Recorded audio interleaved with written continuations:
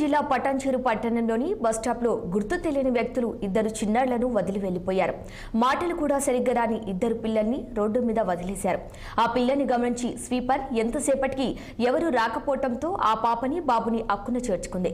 విషయం తెలుసుకున్న పోలీసులు పిల్లను ఐసీడీఎస్ అధికారులకు సంప్రదించి వారికి పిల్లని అప్పగించేందుకు చర్యలు చేపట్టారు. పిల్లని గుర్తించిన వారు ఎవరైనా పటాన్చెరు పోలీస్ స్టేషన్కు సమాచారం ఇవ్వాలని పోలీసులు తెలిపారు.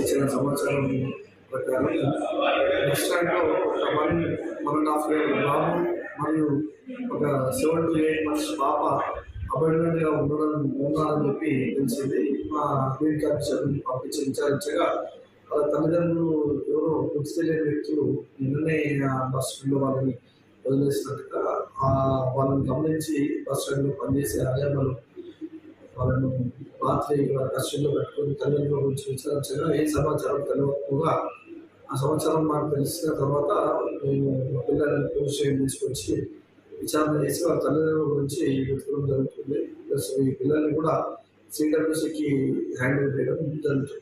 ఉదయం సమయం